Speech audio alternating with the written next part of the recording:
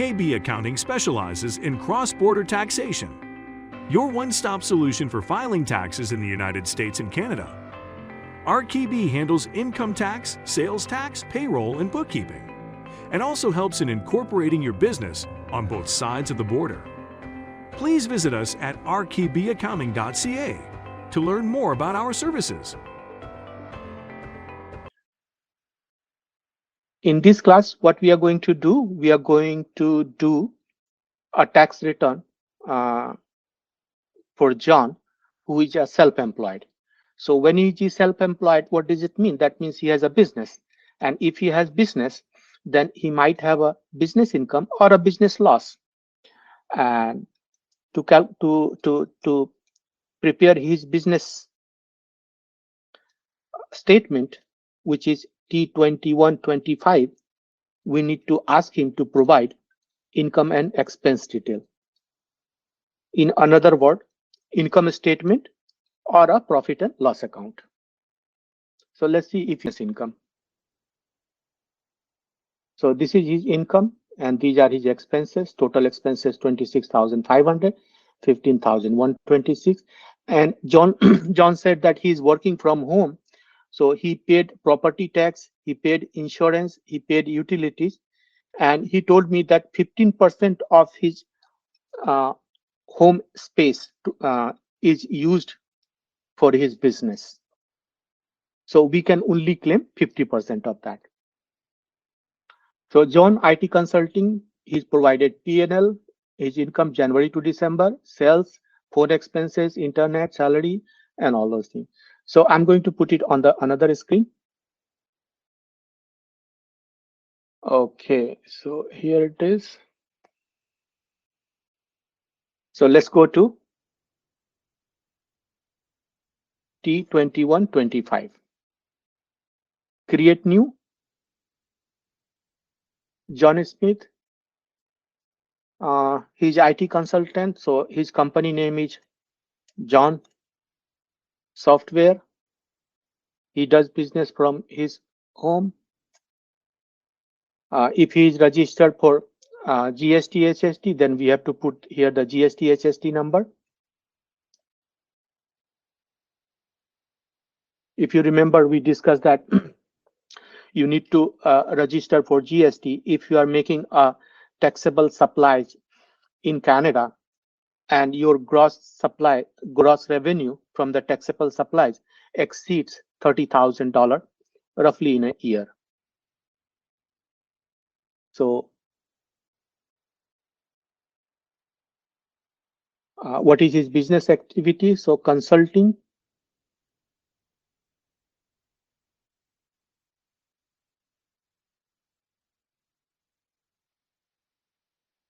other scientific and technical consulting, software consulting. If your profit and loss account or income statement is ready, then only you need to fill out this form. And fill out this form is like fill in the blanks. So here we need to specify, is it a general business, a professional business, or a commission business?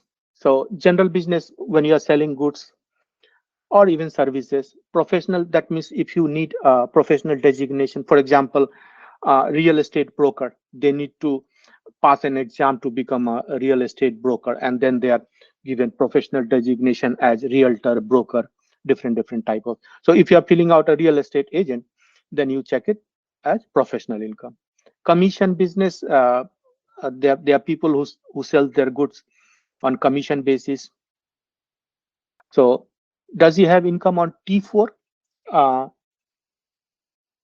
Most likely this should not be applicable because T4 income is only from salary and wages.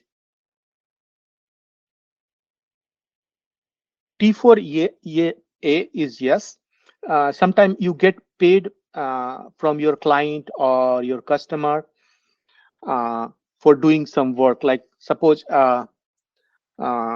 you are doing a freelance bookkeeper, and then the client pays you. So there are two ways that you can raise an invoice to your client and they will pay you, and in that case, it will become your business income.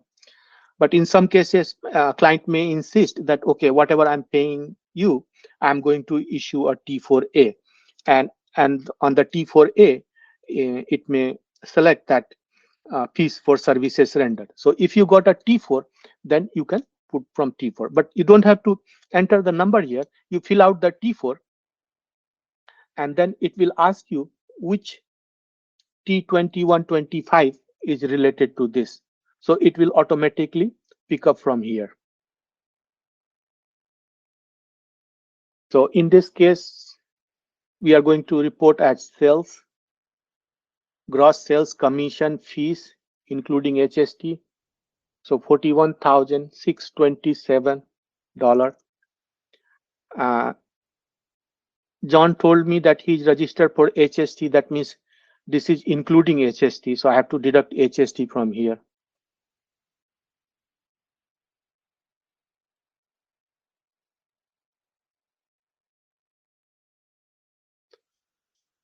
$4788.94. 4788.94.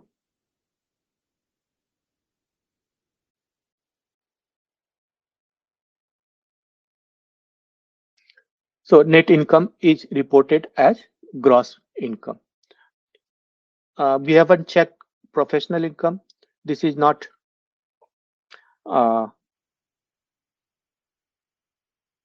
professional income or commission income. Now, if he has any cost of goods sold, he can deduct here, but he's a software consultant, so he is rendering services. So he does not have any cost of goods sold. Now here you enter all the expenses. Phone, internet, office supplies, meals and entertainment. So I'm picking the expenses from here and I'm going to enter that.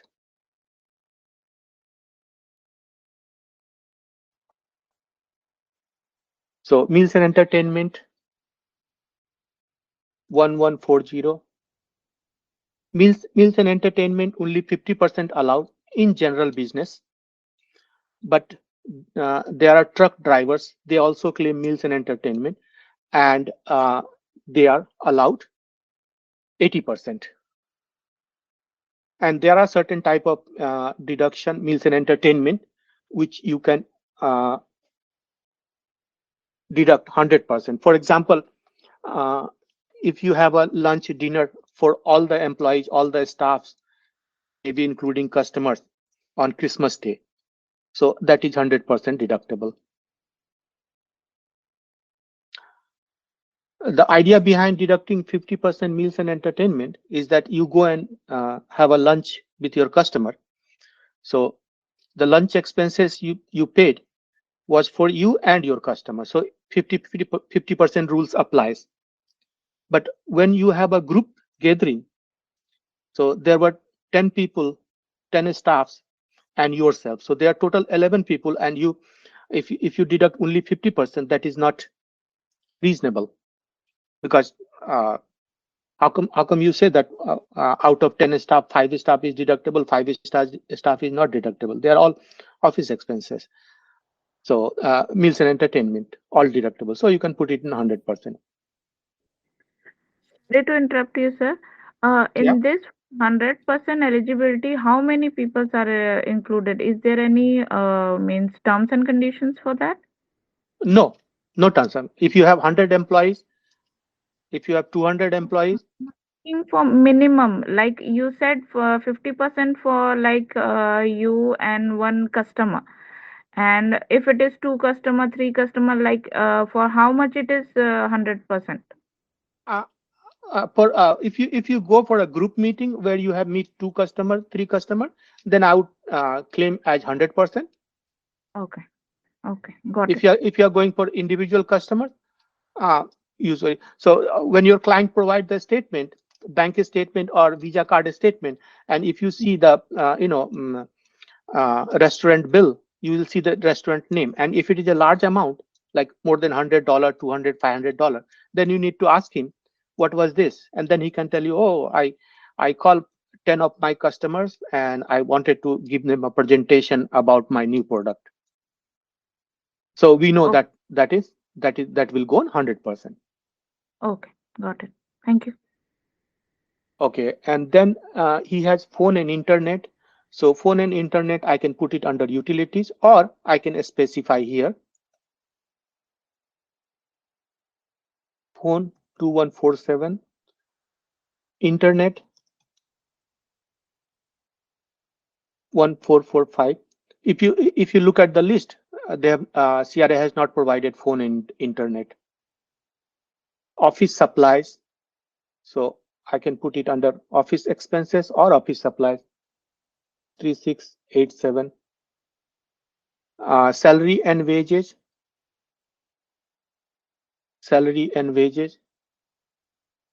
11,000.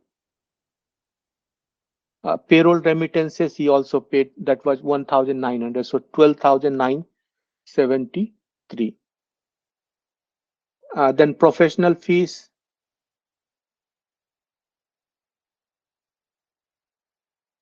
professional fees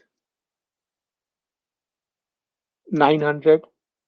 Repairs and maintenance $432. Rent, he paid rent 11. Oh, rent is not, because he is using his home as office. So he mentioned that this is a rent, but basically this is a home office rent, so it won't go under rent. Rent is like if he has a lease agreement with a third party or somebody else. For home office, there is a separate section in the T1. Traveling, travel expenses 2636. And then this is the total expenses, your net income or loss.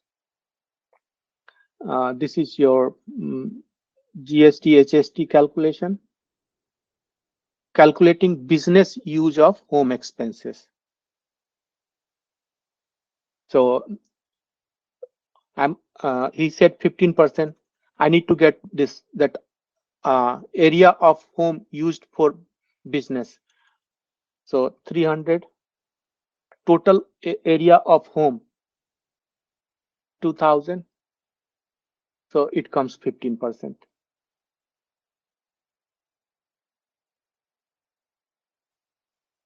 He straight away said to me 15%, but he is supposed to provide me that what is the total area of the home and how much you used for home office. Then heat, electricity, utility, altogether he has provided. So it's not only heat, it is electricity, gas, electricity, and water. So I'm putting under heat. Insurance, $1,000. Sorry, this was 3,600. And property tax was 3,000. If he paid mortgage interest, then he can put the mortgage interest here. But he has not provided me mortgage interest. That means either I can ask him or check his last year's tax return and find out that is his house mortgage free. That means he has already fully paid his house.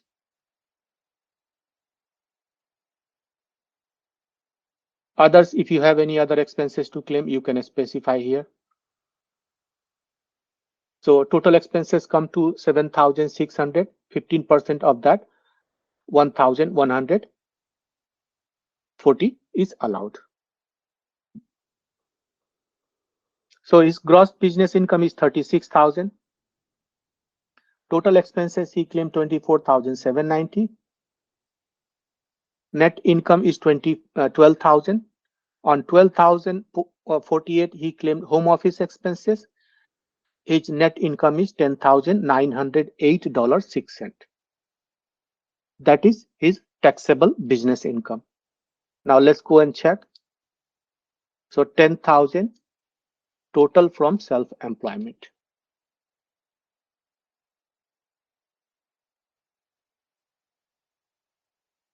Any question on T2125?